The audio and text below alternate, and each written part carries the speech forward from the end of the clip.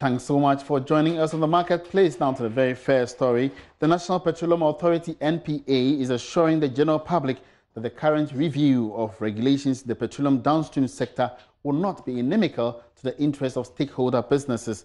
Now, LPG marketers have kicked against government's resolve to enforce stricter regulations in the sector to combat the occurrence of gas explosions in the country. But speaking to Joy Business, CEO of the NPA, Hassan Tampuli, emphasized these new measures would not negatively affect convenience in the demand for gas.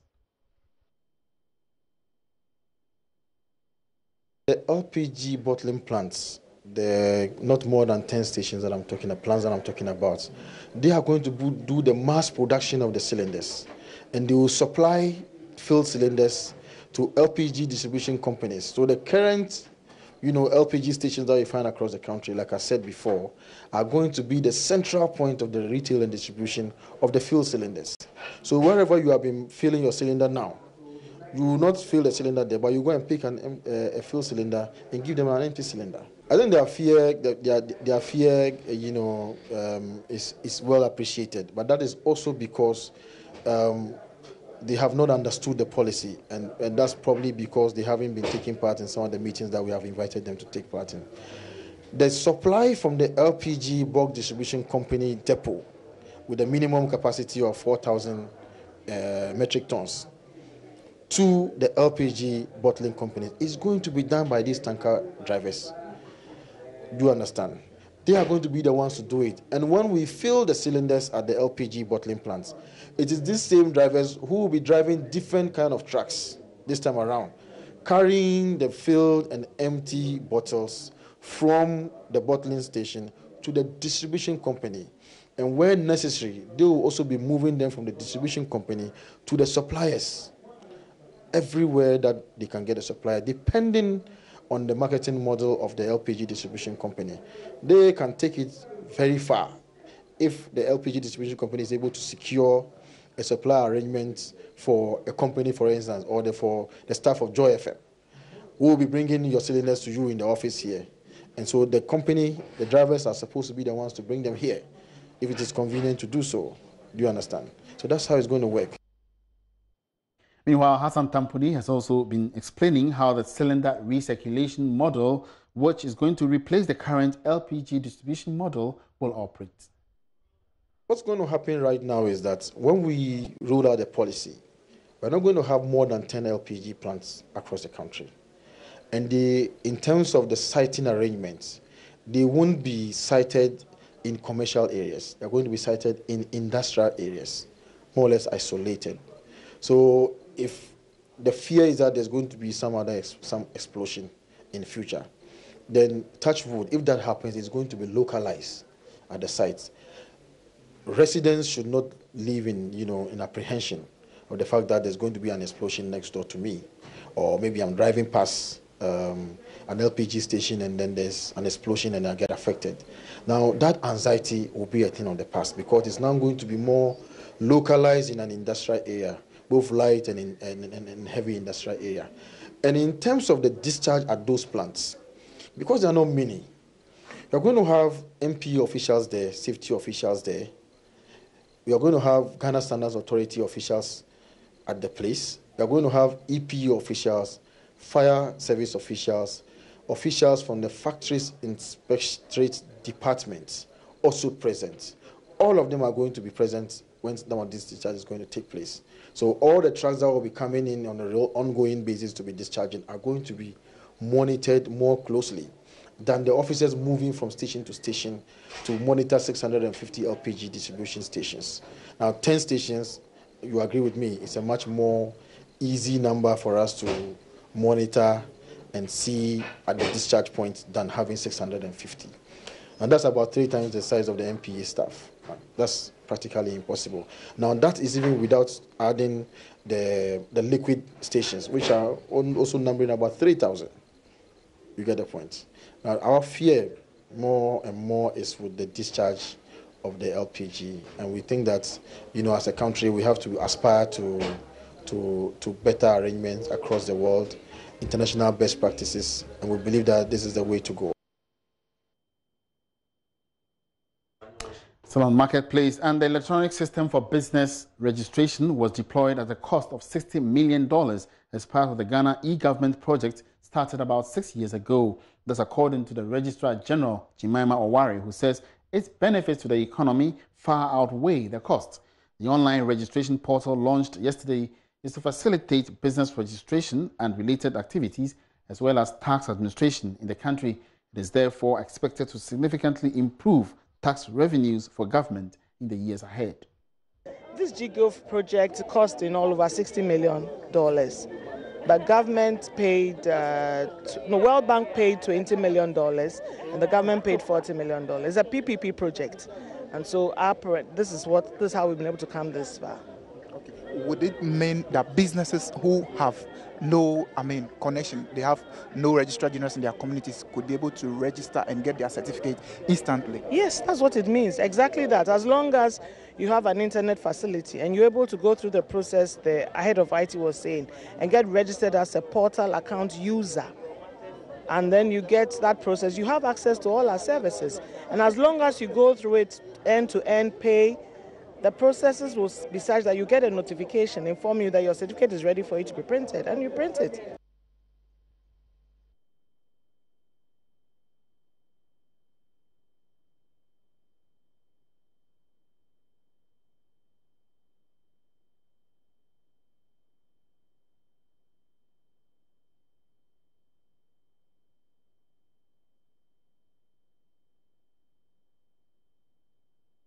Meanwhile, the Director General of the Securities and Exchange Commission, Reverend Ugbami Tete, says the impact of the initiative on the capital market cannot be overemphasized. In a broad sense, it will inject some positive feeling in the business environment. And as you know, when it comes to the stock market, it's if you like the nerve center of the business environment. So once there is that positive development, it increases how people will perceive operating in the market here is concerned. And I can tell you that those in charge of the securities market, that the Stock Exchange and then the Securities and Exchange Commission, will also be looking at how to adopt or implement ICT technologies to make it easy for participation in the securities industry. So this clearly shows that what people think is not possible is possible. So I would say that very soon we'll also be seeing some movement where it comes to digitization in the entire securities industry. Is it likely to increase transparency and trading in the stock exchange? Absolutely. You know, when it's easy for people to get access, for instance, to information or data, it makes it quick, or it helps them to make quick decisions. And the ability to access information, to input it in your investment decision process, definitely will impact on the level of activity in the market. So you're basically creating an enabling environment, because this digitization, one of the positive things that it makes quick access to information. And one of the things that drives the market is information. You know, if you can get information, you can make your decisions, and then hopefully your decisions will help you achieve your goal. So in many ways, this is positive, and I think that it's the beginning of a lot of good things to happen, not only when it comes to registration of businesses, but ultimately the entire economy as a whole. All right, so let's now get back to the raging controversy over the current review of the LPG distribution or regulations in the downstream petroleum sector. And Director of Express Gas and LPG Marketing and Distribution Company, Kofi Nketia Tebri, says the ad hoc reaction to the developments in the downstream sector will affect investments. He's been speaking to our man, Charles Aiti. Over the past few weeks, especially after the gas explosion at the atomic junction, there have been various calls by LPG marketers to abide by specific regulations in this very sector. So far, the LPG marketers have, across the country, shut down various of their filling stations, of which recently we did learn that they have, resumed work. following various, engagements with government. But in the wake of all these new regulations and, of course, new introductions to how they can operate in this very sector, we have caught up with an investor in the LPG sector, Kofi Nketia, to help us understand the remit of this very situation and what he makes about this whole development over the past few weeks. Hello, sir, and many thanks for being here on the marketplace. So first of all, how do you welcome this whole, call for specific safety regulations in the LPG industry? Well, I thank you very much for the opportunity. I think it's a welcome development. We have our existing regulations and standards that we abide with. And I think, as we said and we've always been saying, it's the adherence and the enforcement of these existing standards that's important and that's crucial. And so it's a welcome development whenever there is any discussion on the enforcement and adherence of the existing standards and regulations. Okay, but in the midst of this very, call for the enforcement of these standard regulations, we have had the cases of LPG marketers closing down the various filling stations and recently opening them. Do you think this very call was to some extent justifiable? Well, okay, so what is going on is that if you recall, after the cabinet meeting following the atomic incident, there was a directive from our president that a task force goes around the stations to audit and inspect these stations to ensure that they are actually complying with the existing standards and regulations. But however, it so happened that I think the mode and approach for which this was being done was a challenge with the industry. We kept on getting calls that stations have been shut down for reasons that were not consistent with the standards and regulations. And so I think the association, that's the LPG Marketers Association, and we call them LPG Operators Association, thought it wise to pursue a maintenance schedule, a maintenance plan that would ensure that they are ready and prepared for the auditors who would come by.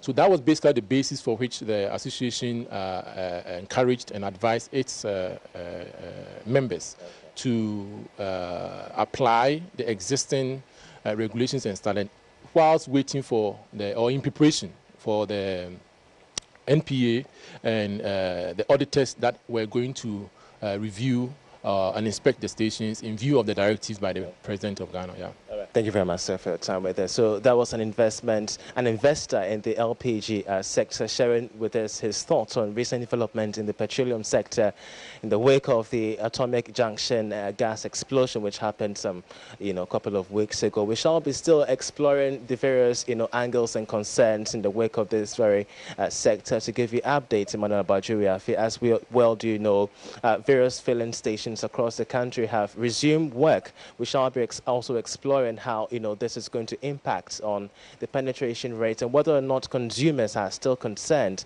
in the wake of this uncertainty. Thank you very much, Charles IT. Now let's move on. Smallholder women farmers in the country are making a passionate appeal to government to help remove barriers they encounter in farming-related activities to boost their income levels. Lack of access to credit and irrigation facilities, lack of access to tractor services, and inadequate extension officers, especially women, are hampering their work on the farms. Now, this came to light at the two-day National Smallholder Women Farmers Conference organized by Action Aid Ghana in WA. Our correspondent Rafiq Salam now reports. Agriculture is the backbone of the country's economy, and about 80% of total agricultural production is attributed to smallholder farmers, including women. Women contribute to about 70% of agricultural production, which includes handling, processing, and marketing. However, they are the most that are confronted with serious constraints, such as limited access to productive resources, such as land, improved seed, credit facilities, and access to market, among others. The National Smallholder Women Farmers Conference was held on the theme Influencing Gender-Responsive Budget for Agriculture, Time to Increase Investment for Smallholder Women Farmers.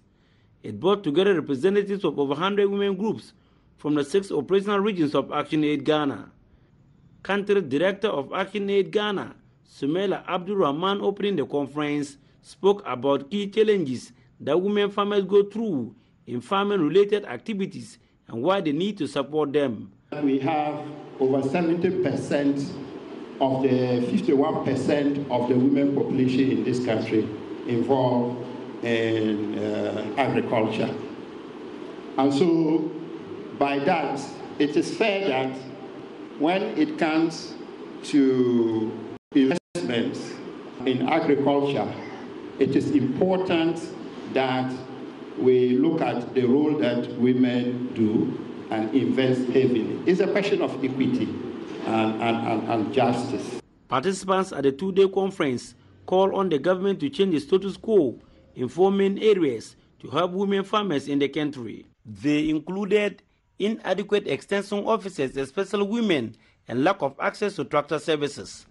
Yusuf Hawulotu and Abuya Ernestina are farmers from Bimbala and Nabdam districts. At times, the men, when you are even free to the extension officer, people may claim that maybe you are a friend to him, and your husband will not be happy. Maybe the day that you are even going to him to come to your farm, maybe your husband will be thinking otherwise.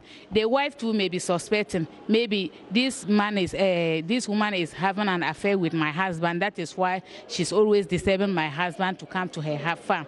So for that matter, we are appealing to government to also add female to extension officers. When it rains and we doesn't get the tractor to plow early, we normally sow late, which we does not encourage with the farmers, because at the last we get low yields. Deputy Airports Regional Minister Hamidu Chinia Isaku assured the women farmers that government will take a serious look at their concerns. We all identify that women are a key stakeholder in our families, in our communities, and our country. So we have to make conscious effort to support the development of women. And that is why this promise was made. And I am sure that in the area of Maslow and other interventions, we are going to take it up and ensure that we are able to support you through these interventions. The project, named Promoting Opportunities for Women Empowerment and Rights, POWER, is a 5-year project expected to end in 2020 and funded by the Ministry of Foreign Affairs of the Netherlands. Azwe Mesuna is the national coordinator of the project. We've seen that when we conduct research, the program doesn't really benefit them. They are neglected and they don't assess some of these packages. So this conference is to highlight some of these policies, let them know that they are there and they have the right to it, to also talk to government to ensure that a percentage of the budget is allocated specifically for women farmers. Reporting for J News, Rafiq Salam. Wow.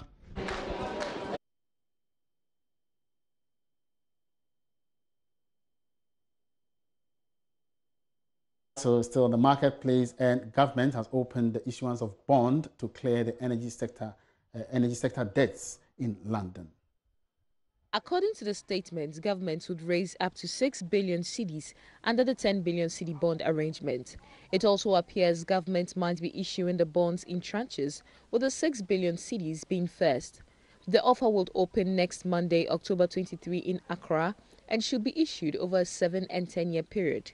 The statement also indicates that a special purpose company has been created called ESLA PLC, which is sponsored by the Ministry of Finance and rated by all 3 rating agencies, Fitch, S&P and Moody's. The offer has Standard Chartered and Fidelity Banks as managers and will be co-managed by Temple Investments and GCB. The special purpose vehicle company established, ESLA PLC, has members drawn from the Energy and Finance Ministry and accounting firm KPMG. Proceeds from the offer will be used to clear the about 2.5 billion energy sector debts. Government is planning to use part of the proceeds from the energy sector levy to settle investors who would also buy into this bond.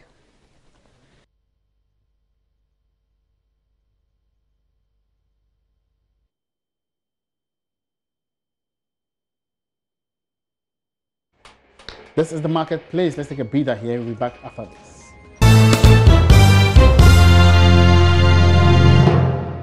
Thank you very much for staying with us. And in recent times, herbal sexual stimulants have gained a lot of attention in the media and is also becoming a thriving business on several markets across the country. One of such markets noted for brisk sale of these aphrodisiacs is the Nima market here in Accra. Here, dealers are on a daily basis cashing in on the influx of patrons, many of who believe if it has to do with sexual potency, then it's Nima. Correspondent for Zia Adam of Joy Business has been visiting the market to ascertain the extent to which this particular business is catching up. We'll bring you details of this particular story next on our business show, Business Live. But for now, this is where we draw the curtains down on the marketplace. Many thanks for your company. My name is Emmanuel Abwaji. You have a great weekend.